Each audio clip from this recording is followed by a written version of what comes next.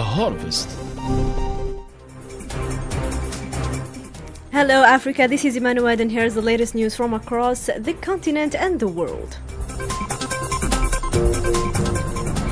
In Mali, the transitional regime adopts a draft law allowing President Assimi Goïta to run for a renewable 5-year term starting 2025. The move aligns with the other AES Confederation countries and raises concern about democratic backlasting. In Sudan, 8 people were killed after the Rapid Support Forces shelled the Abu Shouk displacement camp in North Darfur. The attack has drawn sharp criticism from humanitarian organizations amid the escalating conflict. Algeria accuses Morocco of falsifying history and promoting a transactional diplomacy regarding Western Sahara. The criticism follows Morocco's intervention at the UN Special Committee on Decolonization. Burundi's ruling party CNDD-FDD claims over 96% of the votes in the June 5th legislative elections. Opposition parties allege widespread fraud and manipulation of results. Ethiopia's National Electoral Board announces plans to implement electronic voting in the 2026 general elections. The move is aimed at increasing transparency and efficiency in the voting process. In Libya, UN envoy Hannah Tete met with President Council leader Mohamed al-Manfi to discuss the security efforts in Tripoli. Talks focused on calming tensions through temporary security arrangements committee. A new international report highlights a serious human rights abuses against migrants in Morocco. The report accuses the Moroccan regime of using migration as leverage in negotiations with the EU.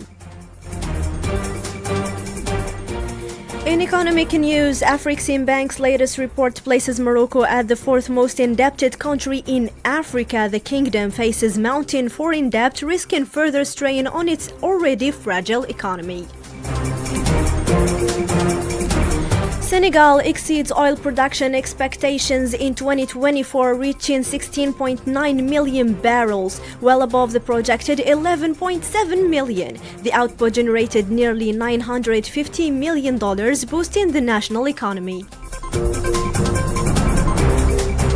53 African nations alongside China issued a joint declaration opposing trade deals that harm other countries' interests. The statement was released following a high-level forum in Changsha, China.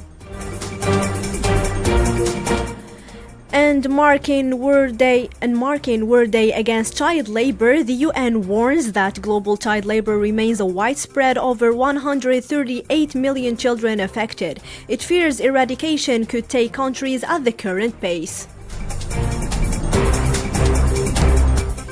In Angola, the UG province torrential rains left 2 children dead and 2,000 families without electricity. The storms are rare during the dry season, raising concerns over the climate variability. And concluding with the sports, Al Ahly and the Tripoli Petro Atletico advanced the final of the African Basketball Champions League in South Africa. The final is set for Saturday, with the 3rd place match scheduled for Friday. And that's all for today's news. Thank you for your attention. Don't go too far and join Sihan Bougazi at 6:45 p.m. for the French main news. Meanwhile, keep enjoying today's programs with Ifrikya FM, the voice of Africa.